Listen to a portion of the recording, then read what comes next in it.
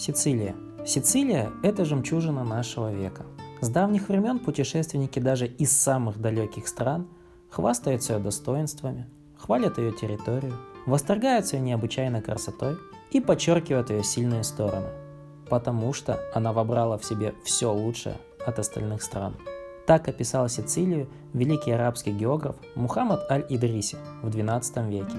Этот остров треугольной формы является самым большим в Средиземном море. Внутренняя часть Сицилии в основном гористая, в то время как пышные зеленые сельскохозяйственные угодья окаймляют прибрежные районы. В XIX веке большинство жителей острова были крестьянами. Одни выращивали пшеницу, а другие разводили скот. Одни ловили рыбу в море, а другие трудились в адских условиях на серных рудниках южно-центральных провинций. Благодаря своему стратегическому расположению в Центральном Средиземноморье, Сицилия была завоевана и разграблена многочисленными цивилизациями, восходящим к древним финикийцам. Даже после объединения страны в середине XIX века, новое правительство Италии на материке все еще размещало половину своей армии на острове, соответственно из-за революционных настроений островитян. Некоторые исследования и устные традиции связывают возникновение того, что мы с вами называем мафией, именно с этой долгой историей угнетения. Но большинство же современных ученых и историков полагают, что тайное общество на самом деле возникло в течение начала XIX века, во время постепенного изгнания феодализма по всему острову, а также ряда социально-политических потрясений, прокатившихся по всей Европе. Прежде чем начать с истории мафии, нам нужно для начала понять, что вообще такое мафия.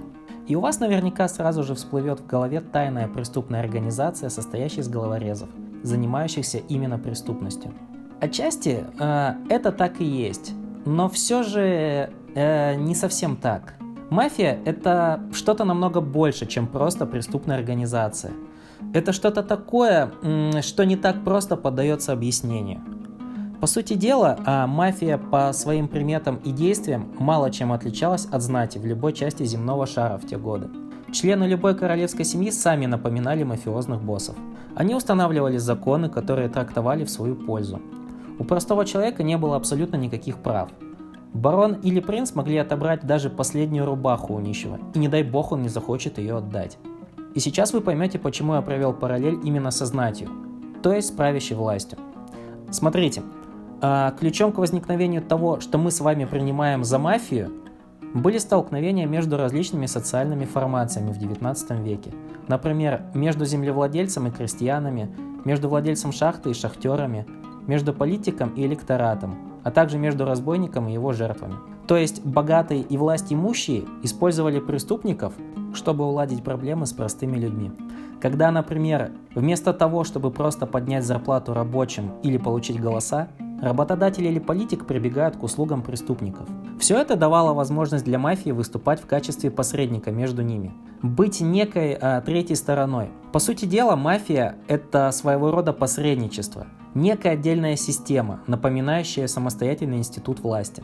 Также ответ к пониманию мафии кроется в самом ее названии. Я сейчас ни в коем случае не буду разбирать этимологию слова «мафия», потому что ролик тогда растянулся бы еще на очень долго. Но я попытаюсь очень кратко и по делу дать объяснение. Термин «мафия» придумали правоохранительные органы на Сицилии, которые в середине XIX века назвали так тайную сеть, раскинувшуюся практически по всему острову, члены которой брали закон в свои руки. Мафия описывалась как некая система, альтернативная официальному правительству, которая фактически была теневым правительством в западной части Сицилии. Следователи говорили, что эта система состоит из двух. Это альта-мафия, которую составляли представители среднего и высшего класса, то есть учителя, врачи, священники, политики и так далее. А есть еще баса-мафия, которая представляла из себя грабителей, разбойников, контрабандистов и различных преступников. Именно объединение этих двух систем в одну создало целую преступную систему, ставшую правительством в правительстве, когда уже было невероятно сложно провести грань между официальным правительством и преступной организацией. Со временем термин «мафия» стал синонимом коррупции, поскольку уже до такой степени было все переплетено, что уже мафиоза и политик – это были просто разные стороны одной медали. Исходя из сказанного, мафия, как уже говорилось, это не просто преступная организация, а нечто большее и сложное. Если, например, с ее сестрой Каморрой в Неаполе все было более чем очевидно, то мафия была чем-то куда более неоднозначным. Пока каморристи просто нарушают законы, мафиози устанавливают эти законы у себя на острове. Сложная система, переплетенная с политикой, живущая по собственным законам, вот что такое и есть ранняя сицилийская мафия.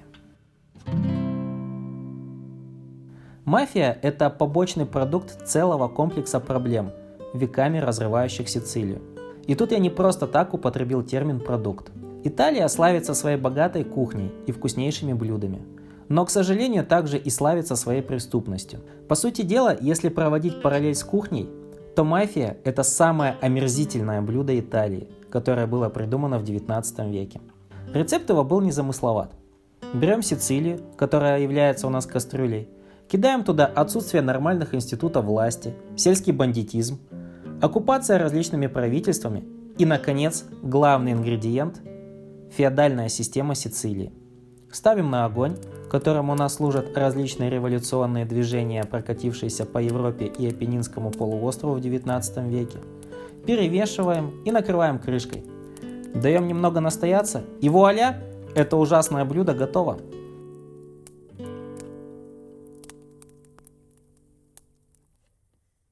Само возникновение такого явления, как мафия, непосредственно связано с упомянутым мной ингредиентом, а именно феодализмом на Сицилии, который начал формироваться еще во времена античности.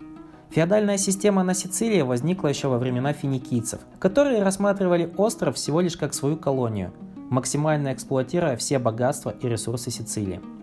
Сами они селились в крупных городах, расположенных вдоль побережья, в то время как внутренняя часть острова являлась для них всего лишь зернохранилищем, куда они отправлялись только за тем, чтобы выжать максимум урожая.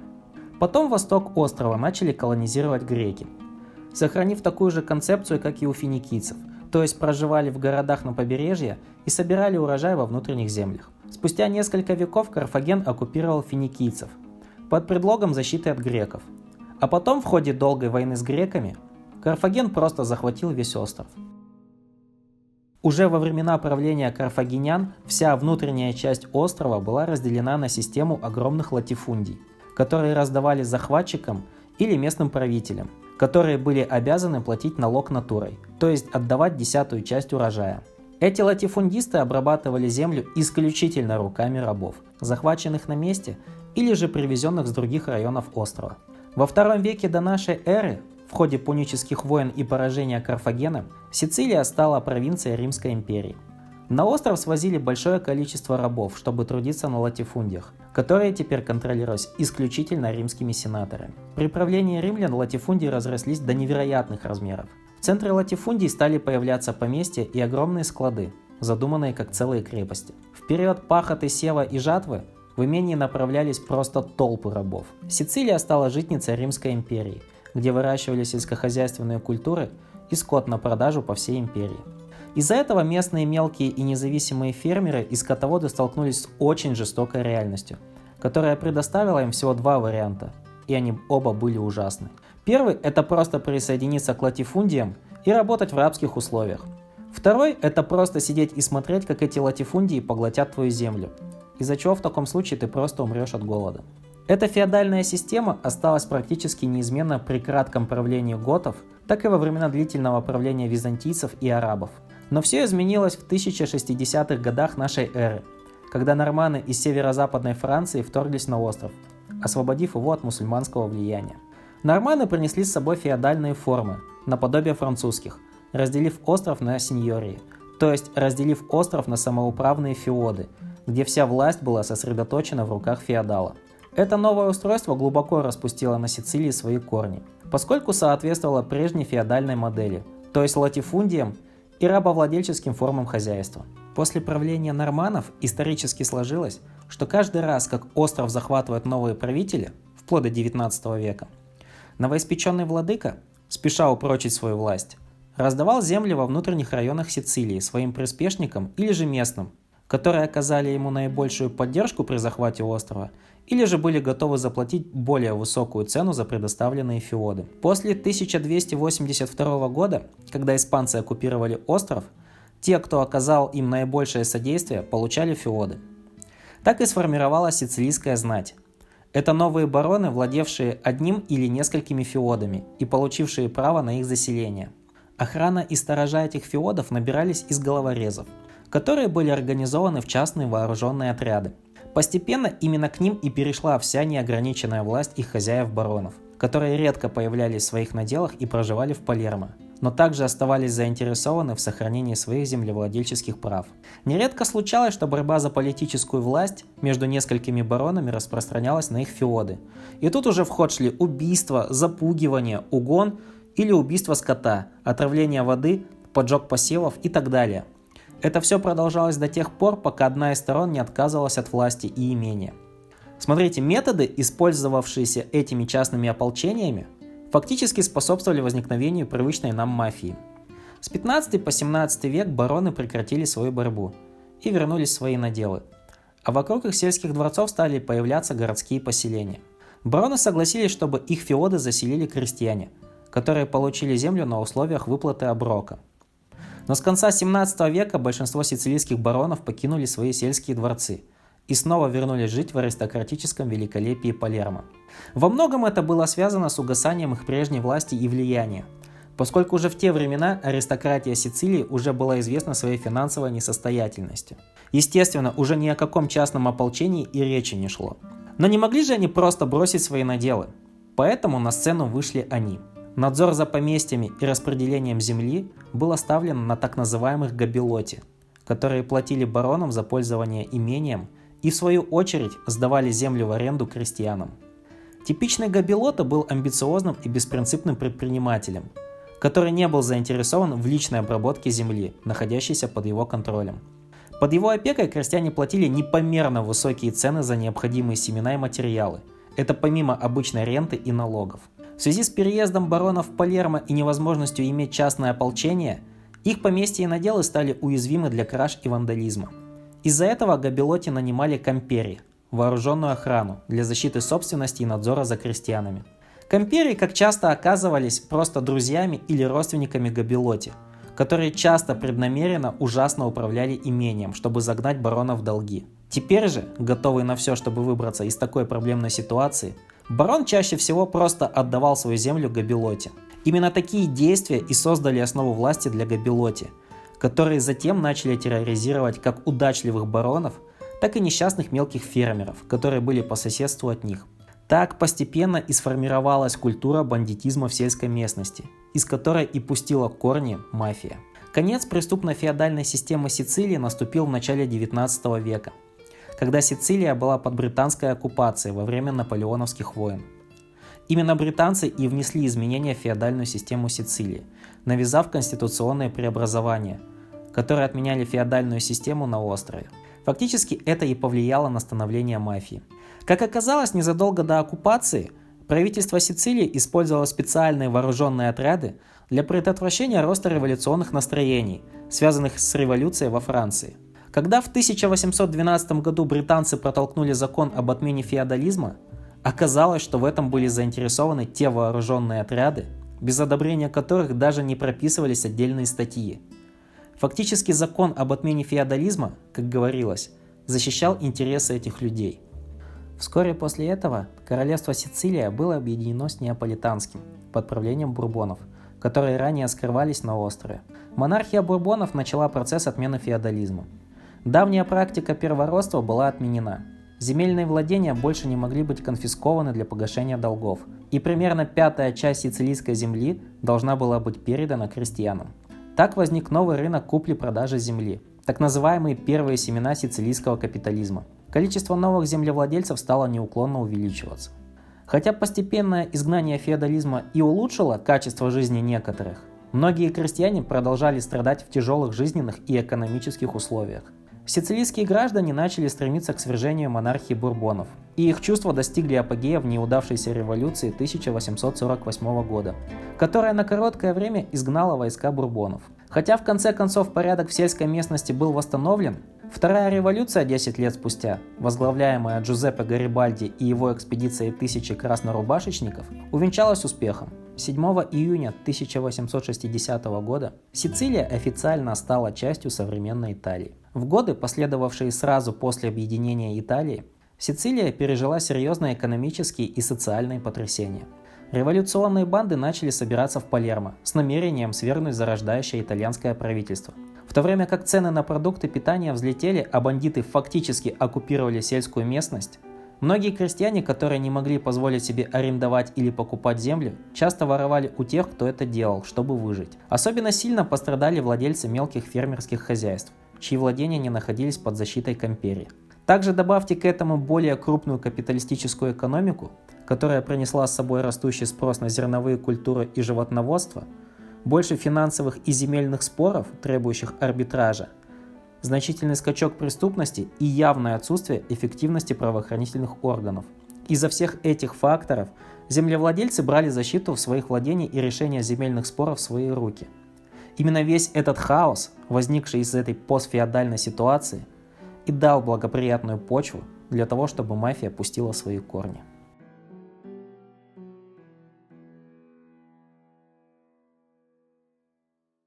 Несмотря на укоренившуюся феодальную систему, мафия обрела свою конечную форму во время социально-политических потрясений XIX века, как ее старшая сестра Каморра из Неаполя.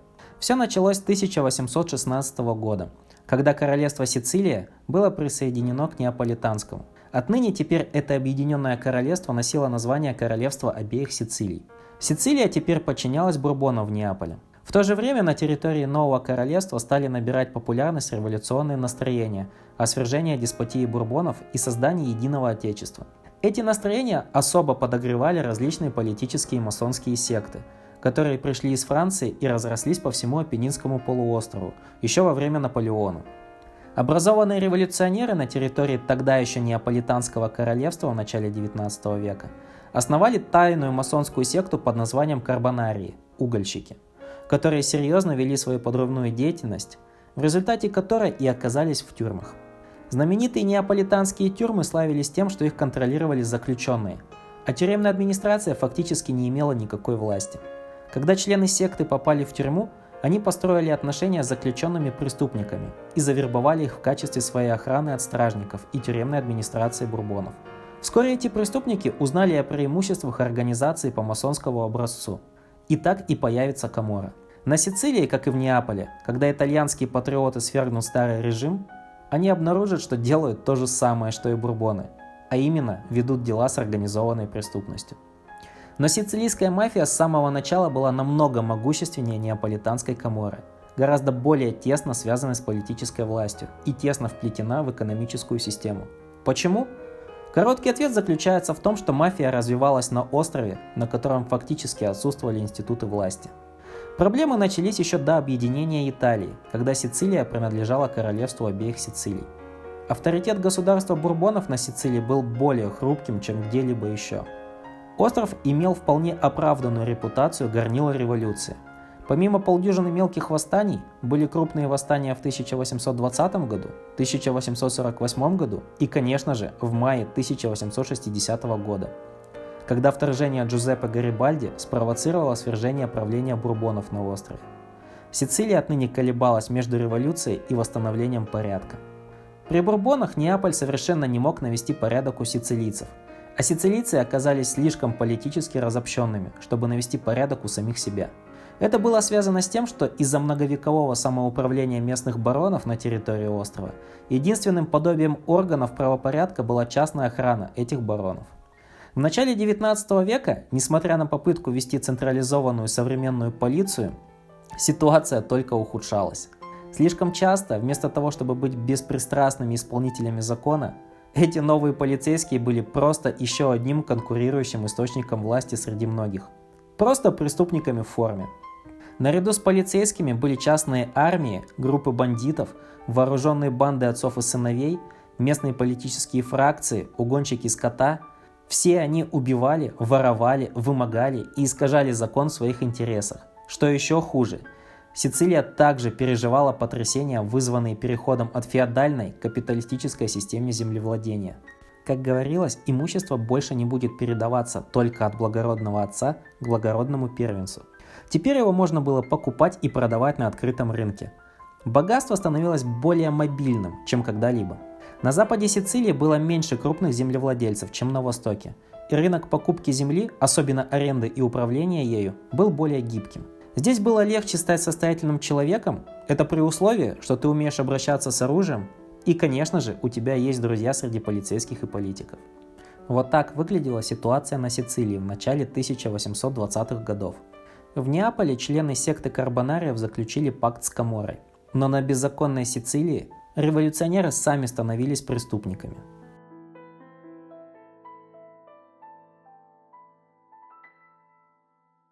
Еще незадолго до присоединения королевства Сицилии неаполитанское правительство решило ссылать на остров нежелательные элементы, вроде революционеров, каморристи, карбонариев и членов различных масонских сект. И тут ситуация повторяется, как с карбонариями и каморристи в Неаполе. Каморристи и карбонарии, оказавшись в сицилийских тюрьмах, стали воспроизводить ту же самую концепцию взаимоотношений между образованными революционерами и заключенными. В 1815 году в тюрьме Викария в Палермо зародилась секта карбонариев под названием Вендита, которая координировала свои действия с несколькими тюрьмами в провинции Трапани, а также островной тюрьмой Фавиньяна. Эту секту основал священник Луиджи Ода. В этой секте была четкая иерархия, о ней было запрещено рассказывать посторонним, там была церемония инициации, они помогали друг другу в случае нужды, а неповиновение и предательство жестоко наказывались. Вскоре, около 1820 года, на территории острова подобные революционные секты стали набирать особую популярность у противников режима бурбонов среди среднего класса. Там были церемонии инициации, а их штаб-квартиры, где они проводили свои собрания, украшали кровавые кинжалы в качестве напоминания, что будет с предателем. В начале 1820-х годов власти раскрыли тайное преступное сообщество в провинции Агридженто, которая координировала свои действия в нескольких городах провинции. В начале 1830-х годов Пьетро Калла Улоа, высокопоставленный неаполитанский магистрат, отправил отчет о ситуации на Сицилии. Он описал эти тайные сообщества как братства или секты. Во главе них стоит капу или капо, который является землевладельцем или священником. Он назвал их криминальными организациями не просто потому, что они были революционерами, а по причине того, что они также были вовлечены в преступную деятельность, как, например, кража и угон скота. Они присваивают контракты и участвуют в решении споров. У них также есть друзья среди аристократов и магистратов, которые помогают этим сектам пробиться в политику, а также являются их защитниками. Улоа также говорил, что эти тайные общества контактируют с другими такими же из соседних городов и даже других провинций. Они образовывали с собой преступную сеть, которую Улоа описал как маленькие правительства внутри правительства.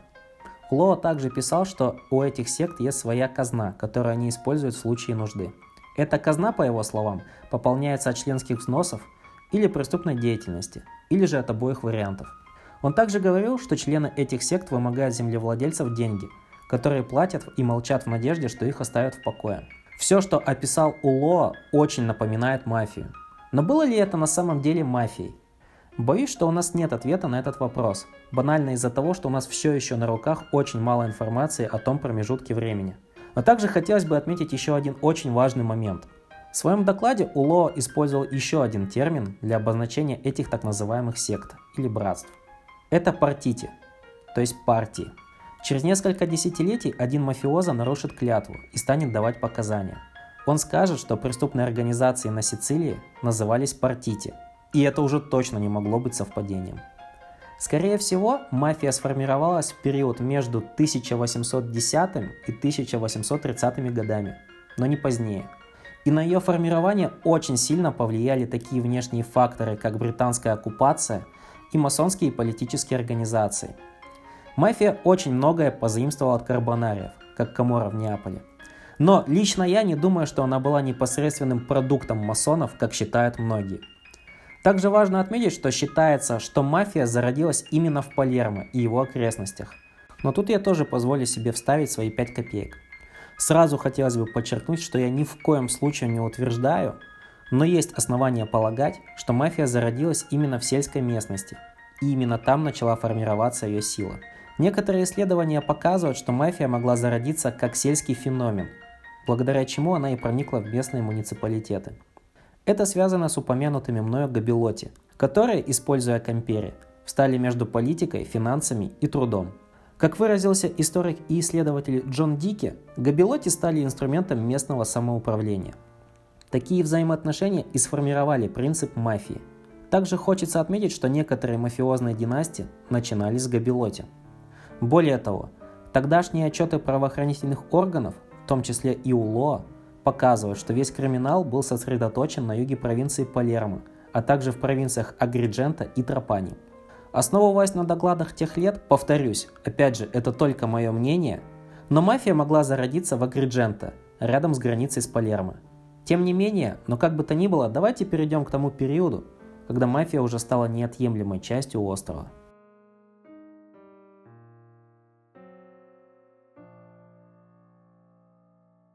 Положение Сицилии только ухудшилось после того, как она стала частью Объединенного Королевства Италия в 1860 году. Новое правительство столкнулось тут с еще более серьезными проблемами наведения порядка, чем на остальной части юга страны. Значительная часть политического класса Сицилии выступала за автономию в составе Королевства Италия, но правительство очень неохотно предоставляло эту автономию. Они рассуждали так: как могла Сицилия управляться самостоятельно, когда на острове царила настоящая анархия?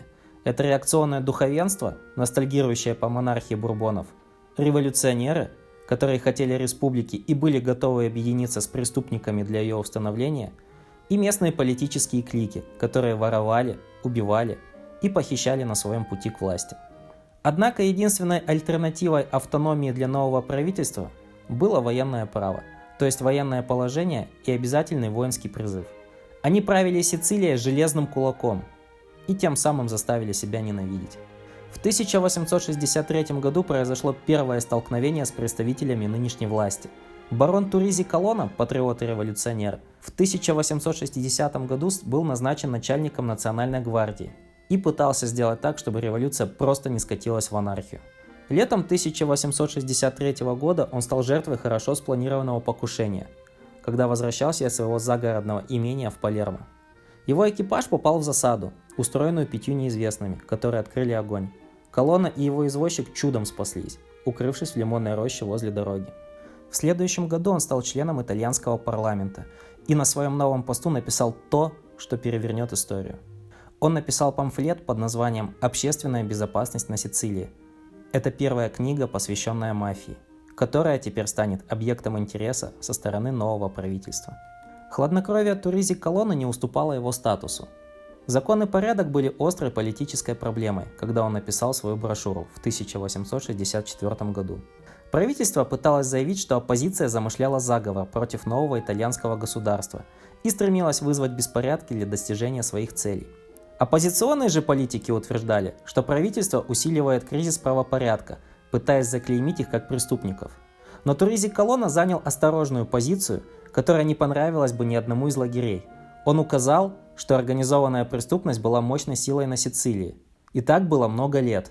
Но он также утверждал, что жесткие меры нового правительства только ухудшили ситуацию. Исследование Туризи Колонны основывалось на мрачном наблюдении. В газеты поступало достаточно информации о вымогательствах, грабежах и убийствах, объяснял он, но публиковались новости только о небольшой части преступлений, совершенных в окрестностях Палермо, потому что проблема выходила за рамки обычного беззакония. Мы не должны больше обманывать сами себя. На Сицилии существует секта воров, имеющая связи по всему острову. Секта защищает и защищается всеми, кто живет в сельской местности, например, арендаторами и скотоводами. Она защищает торговцев и получает помощь от них. Секта практически не боится полиции, потому что уверена, что ей не составит труда ускользнуть от любой полицейской охоты. Судов она тоже не боится. Они гордятся тем фактом, что доказательства в пользу обвинения предоставляются редко из-за давления, которое они оказывают на свидетелей. Этой секте, как предположил Туризи Колонна, было около 20 лет. В каждом районе она набирала в своей группировке самых способных крестьян, смотрителей, охранявших поместья вокруг Палермо, и легионы контрабандистов, которые провозили зерно и другие предметы, облагаемые высокими налогами, мимо таможенных постов, от которых и зависели доходы города. У членов секты были особые опознавательные знаки, по которым они узнавали друг друга, когда перевозили украденный скот через сельскую местность городским мясникам. Некоторые члены секты специализировались на краже скота, другие на транспортировке животных и удалении опознавательного клейма, а третьи же на незаконной бойне. В некоторых местах секта была настолько хорошо организована, получая политическую защиту от коррумпированных политических фракций, что могла напугать любого гражданина. Даже некоторые честные люди обращались к секте в надежде, что она сможет принести хоть какое-то подобие безопасности и порядка в сельскую местность. Движимая ненавистью к жестокой и коррумпированной полиции бурбонов, секта предложила свои услуги революциям 1848 и 1860-х годов. Как и многие люди, связанные с насилием, члены секты были заинтересованы в революции, потому что она давала им возможность открывать тюрьмы, сжигать полицейские записи и убивать полицейских и их информаторов в хаосе революции. Революционное правительство, на что надеялась секта, предоставит амнистию людям, преследуемым старым режимом.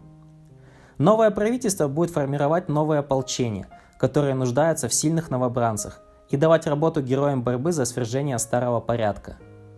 Но революция 1860 года практически не дала им никаких преимуществ. А неизбирательно резкий ответ нового итальянского правительства на последовавшую за этим волну преступности только вынудил секту продолжать еще больше чинить неприятности новому правительству. Учитывая то, что в наше время известно о мафии, отчет Туризи Колонны о ней был невероятно точен, особенно в какое время он был составлен. Он упоминает о суде секты, который можно найти во многих более современных рассказах о мафии. Члены секты встречаются, чтобы решить судьбу одного из их членов, кто нарушил правила. Как правило, частый приговор был всегда один – это смертная казнь. Туризи Колонна описывает кодекс молчания и лояльности секты в терминах, которые пугающе перекликаются с современными знаниями. Согласно правилам этой зловещей секты, любой гражданин, который подходит к карабинеру, то есть военному полицейскому, и просто разговаривает с ним или даже обменивается парой фраз или здоровается, автоматически превращается в злодея, который немедленно приговаривается к смерти. Такой человек виновен в самом ужасном преступлении против смирения. Смирение предполагает уважение и преданность секте. Никто не должен совершать какие-либо действия, которые прямо или косвенно могут нанести вред интересам членов секты. Никто не должен предоставлять полиции или судебным органам факты, помогающие раскрыть какое-либо преступление. Смирение, умилита по-итальянски или умерта по-сицилийски, это слово, которое у многих сегодня на слуху. Сегодня считается, что это наиболее вероятное происхождение слова «омерта». Омерта – это кодекс молчания мафии и обязательство не разговаривать с полицией, которое она налагает на тех, кто находится в сфере ее влияния. Очевидно, изначально омерта была кодексом смирения. Туризи Колонна посоветовал правительству не отвечать на деятельность секты драконовскими методами. Вместо этого он предложил несколько хорошо продуманных реформ полиции, которые, как он надеялся, изменят поведение жителей Сицилии, дав им второе рождение. Интересно, что в своем отчете Колонна не упомянула о покушении на него и о тех, кто на него напал. Но годами позже выяснится, откуда Колонна обладал такой информацией. Как оказалось, он сам был тесно связан с сектой, если даже не был ее членом. А этот памфлет был не более чем политическим актом, чтобы ослабить хватку нового правительства и таким образом наладив с ним контакт. Ведь Колонна фактически в своем отчете не призывал бороться с сектой, а договариваться с ней, чтобы сгладить ситуацию на острове.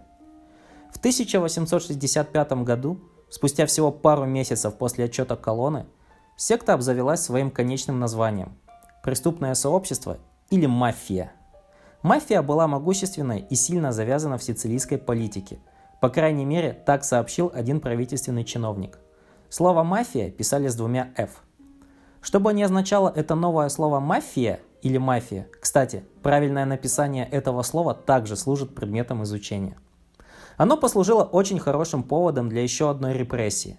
Начались массовые облавы на дезертиров, уклонистов от призыва. То есть новое правительство просто арестовывало всех по подозрению, что те якобы были мафиози. Затем, в воскресенье 16 сентября 1866 года, новое правительство заплатило цену за ненависть к себе, которую они внушали на Сицилии. В то утро Италия и весь мир получили первое четкое представление о том, что сегодня является самой печальной известной преступной группировкой в мире.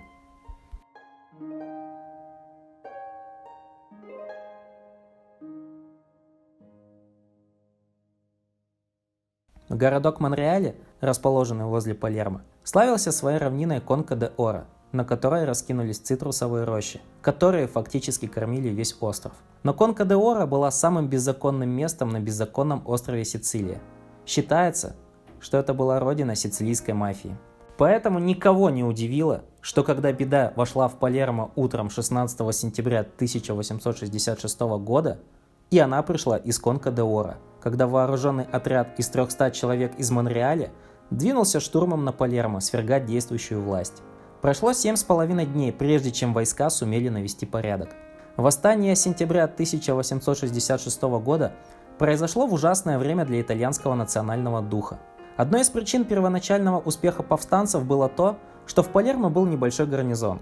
Все доступные вооруженные силы были отправлены на северо-восточную границу, где австрийцы одерживали победы как на суше, так и морем в битвах при Кустозе и Лисе. Анархия на западе Сицилии была ударом в спину. Но все могло быть намного хуже. Одной из главных целей восстания была тюрьма Учардоне, в которой находилось 2500 заключенных. Кстати, многие из них пополнили бы ряды мятежников. Повстанцы окружили тюрьму и попытались пробить брешь в стенах. Но как раз вовремя, утром 18 сентября, прибыл паровой корвет Танкреди, чтобы осыпать осаждающих картечью и гранатами. Одним из первых, кто пострадал в результате этой бомбардировки, его ноги были ужасно искалеченными осколками, был Тури Мичели, 53-летний лидер мафии Монреаля, возглавивший там восстание. Ему, кстати, потребовалось несколько часов, чтобы умереть от полученных травм, и он умер без малейшего визга. Тури Мичели был мафиозо. Это была высокая, импозантная фигура с характерным большим шрамом на лице.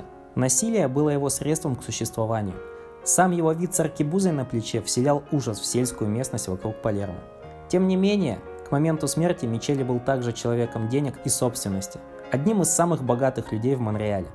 Каморра по своему происхождению была пролетарским преступным сообществом, зародившимся среди отбросов неаполитанских тюрем и трущоб. Но мафиози вроде Тури Мичели, напротив, были преступными элементами из среднего класса, как назвал их один из первых знатоков мафии. Собственники были заинтересованы в соблюдении закона. Это, несомненно, самоочевидная истина. Однако в окрестностях Палермо землевладельцы превратились в преступников и их пособников. В Западной Сицилии насилие было профессией для тех, кто двигался вверх. Поэтому, прежде чем мы проследим путь восхождения мафиози Тури Мичели по социальным слоям, стоит выделить другие поразительные контрасты между ним и его собратьями из Каморры.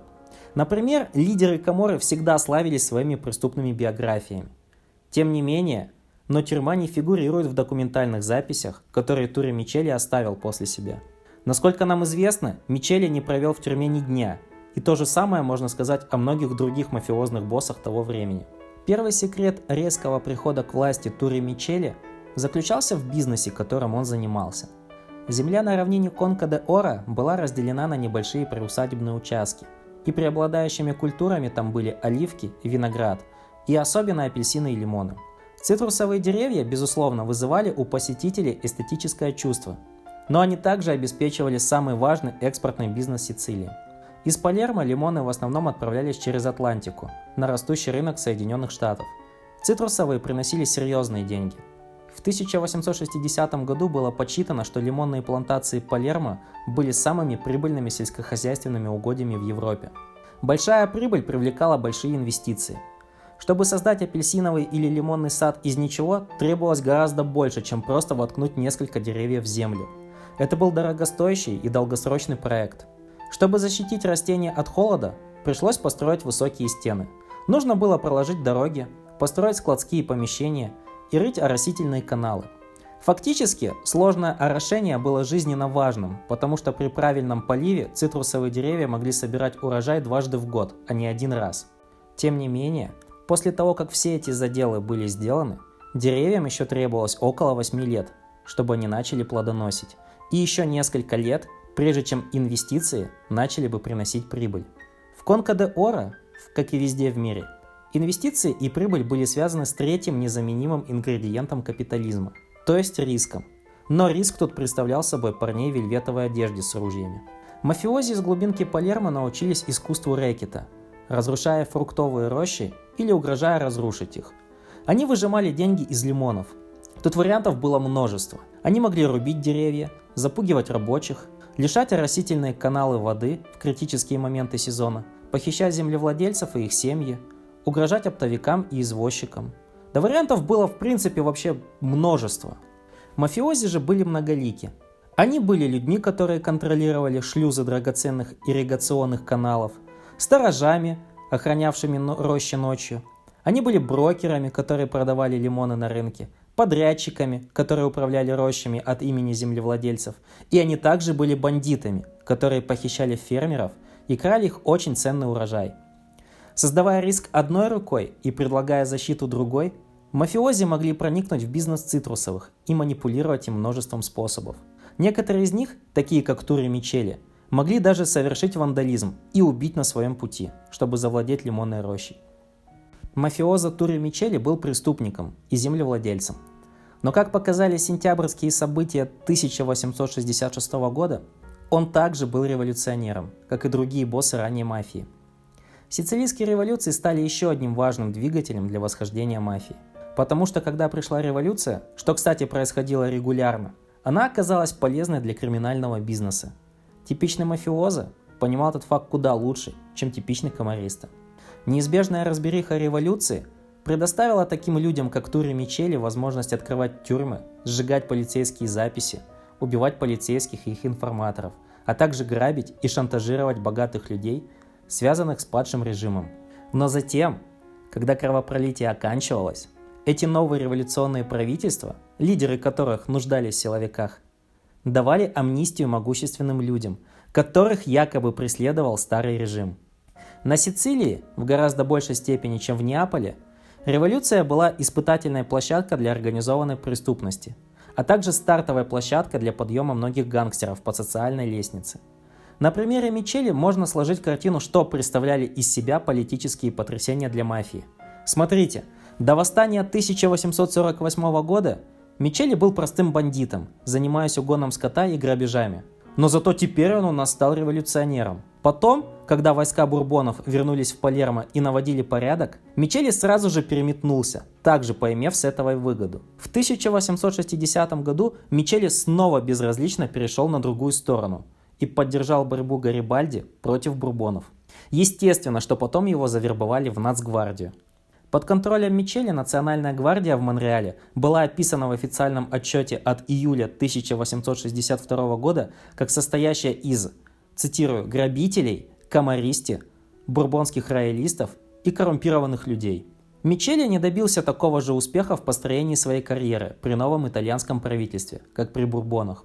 И, как и все остальные, он видел, насколько ненавистной была новая правительственная власть на Сицилии. Итак, в сентябре 1866 года Мичели сделал ставку на революцию, которая оказалась последней. Цели восстания этой революции были запутанными. Кто-то говорил, что она служила для восстановления бурбонов, а кто-то говорил то, что собирались установить республику. Никто не был точно уверен. Но тем не менее, для Тури Мичели это вообще не имело никакого значения. Политика, какой бы она ни была лишь способом использовать свою свирепость для получения влияния, положения и денег. В сентябре 1866 года Тури Мичели в первый и в последний раз выступил не на той стороне и нашел свою мучительную смерть. Восстание было подавлено. На Сицилии больше не должно быть революций. Хорошо это или плохо, но итальянское правительство теперь осталось на острове надолго. Другие боссы мафии понимали это лучше, чем Мичели. Вместо того, чтобы формировать отряды и возглавить восстание, они сформировали так называемые контротряды и защищали статус-кво Италии. Большинство высокопоставленных мафиози подсчитали, что поддержка дела Италии теперь является самым надежным способом гарантировать их криминальное состояние. Сентябрь 1866 года должен был стать решающим переходным моментом в истории мафии. В Неаполе XIX века никто никогда не спрашивал, существует ли Каморра. Конечно, время от времени наблюдалось сдерживание контактов между ранней Каморрой и масонскими революционными сектами. Но никто никогда не пытался притворяться, что Каморра означала что-то иное, кроме того, чем она была на самом деле, то есть тайной преступной сектой. Однако на протяжении большей части истории сицилийской мафии большинство людей не верило, что это заклятое преступное братство, то есть масонство преступников. Говорили, что мафия, или лучше сказать мафиозность, это характерный сицилийский менталитет, островной синдром. Если вы были мафиозо, значит вы страдали от раздутого эго, из-за которого вы не хотели разрешать свои проблемы через официальные институты власти. Симптомы этой странной болезни, вероятно, были унаследованы от арабских захватчиков Сицилии в IX веке. У социологов конца 20 века были свои версии той же ложной теории. Мафиози якобы были членами групп самопомощи в бедных изолированных деревнях, которые время от времени убивали людей.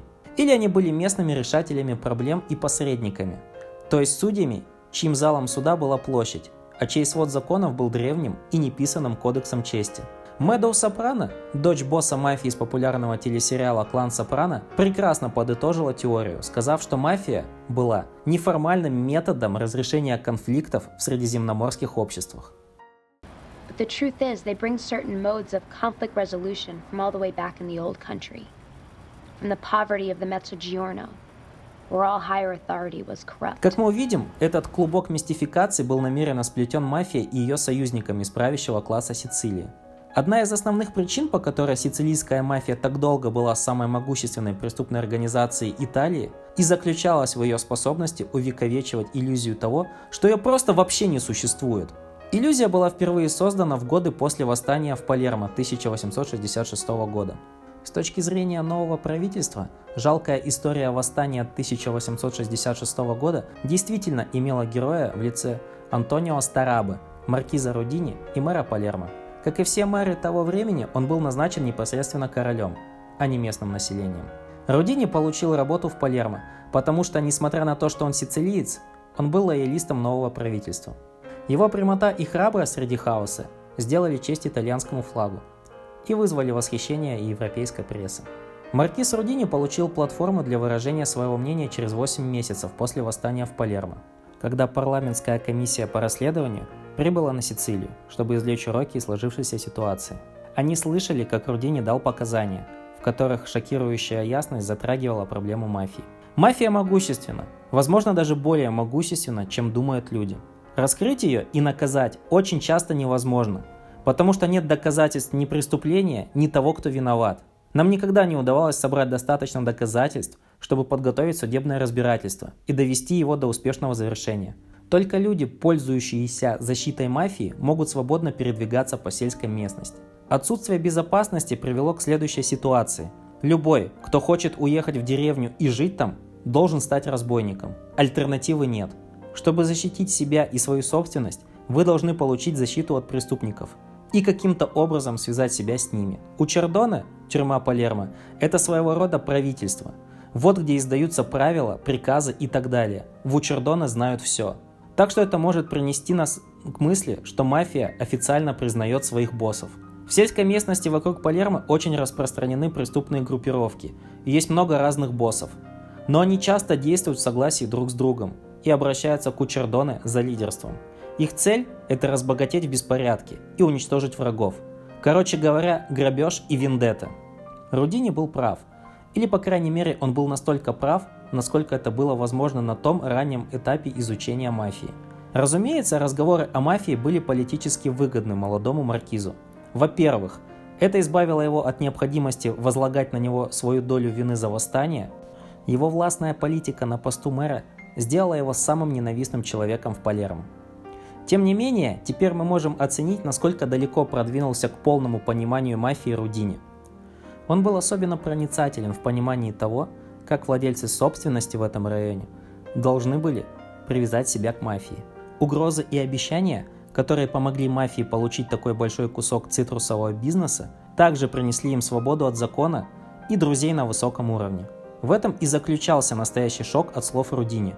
Помещики, ставшие разбойниками, также были правящим классом провинции Палермо, ее политическим руководством.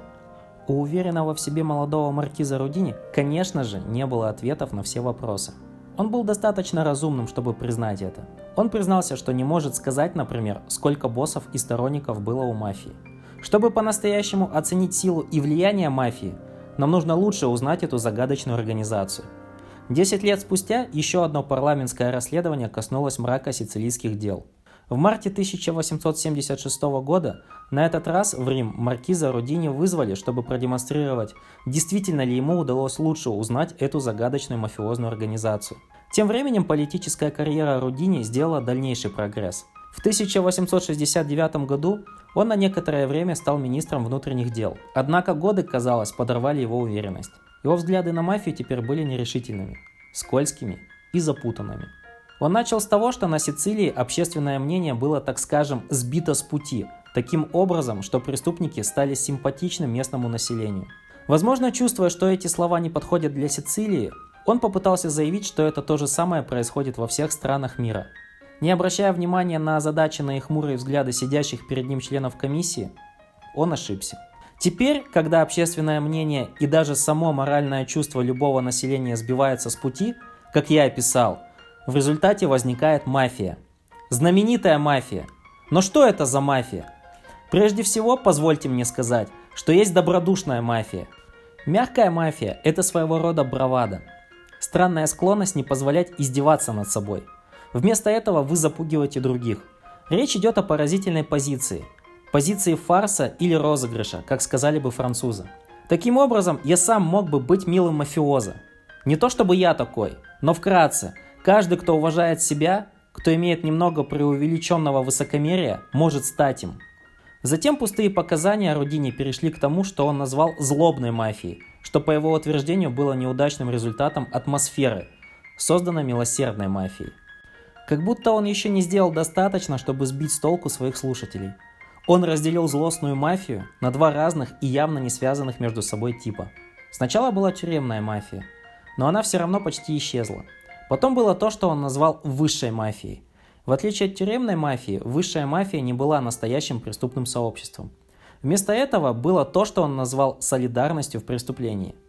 Все было прозрачно, как стакан черного сицилийского вина.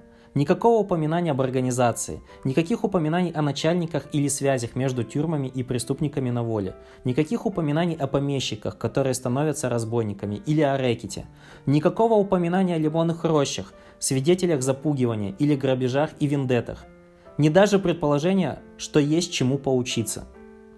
Между 1867 и 1876 годами взгляды маркиза Рудини на мафию из ясности превратились в путаницу, от прямого осуждения в туманные апологии. Рудини был не единственным свидетелем, распространяющим такое словоблудие в 1876 году. Некоторые вообще категорически отрицали существование мафии.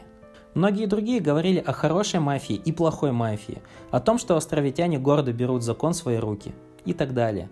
Если мафия действительно существует, то это было нечто бесформенное и трудно объяснимое постороннему. Что-то, что сицилийцы чувствовали до мозга костей. Никто не мог надеяться лучше узнать мафию. У Рудини были очень веские причины для волнения, когда он предстал перед комиссией по расследованию 1876 года. Сама комиссия была изначально создана после скандала с участием начальника полиции Палермо, человека по имени Джузеппе Альбанези. В 1871 году Альбанези сбежал, чтобы избежать ареста за организацию нескольких убийств совместно с главой мафии Монреаля, который предположительно был преемником покойного Тури Мичели на посту босса города.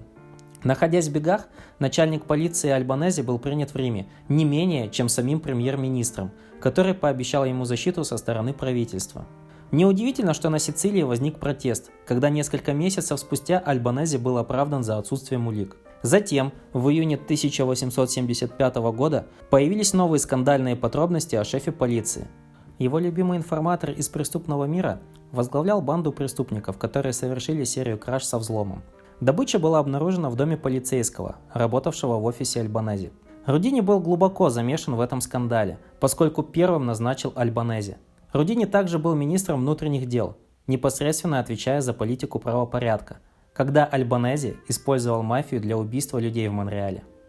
У Рудини также были политические причины забыть то, что он знал о мафии. Как член парламента от Сицилийского округа, он был одним из немногих депутатов, которых остров отправил в Рим на последних всеобщих выборах. Правительство спахало Сицилию, чтобы избавиться от мафии, но затем наняли мафию для помощи в ее репрессивной работе. Теперь он платил политическую цену за свое лицемерие и двуличие. Рудини отчаянно пытался вписаться в новое настроение, но его усилия оказались тщетными. Через 8 дней после показаний Рудини, 18 марта 1876 года, правое коалиционное правительство раскололось по вопросу о национализации железных дорог, и левые впервые вошли в правительство. Рудини суждено было провести долгое время в политической глуши. Как и правые, левые были очень рыхлой коалицией. Их объединяющими темами было желание расширить демократию и вложить больше денег в отсталую инфраструктуру страны. Левые также были более южными, чем правые, и в особенности более сицилийскими. С приходом левых сицилийские политики получили доступ к власти, и итальянское государство, наконец, добилось согласия на свою власть на острове. Тем не менее, среди политиков, которые представляли Сицилию в зале, где доминируют левые, были так называемые разбойники, о которых говорил Рудини почти 10 лет назад. Это землевладельцы, которые, желая или нет, заключили пакт с мафиози, чтобы защитить свою землю и управлять ею. Теперь мафия могла предлагать своим покровителям и другие услуги, например, организацию выборов. Когда к власти пришли левые, политические спонсоры мафии стали пользоваться поддержкой центрального правительства. После бурбонов правые, после правых левые. Будь то время революции или мирное время, ни одно правительство не могло контролировать Сицилию без помощи мафиози. И теперь такова была реальность, в которой пребывает Сицилия и практически по наши дни.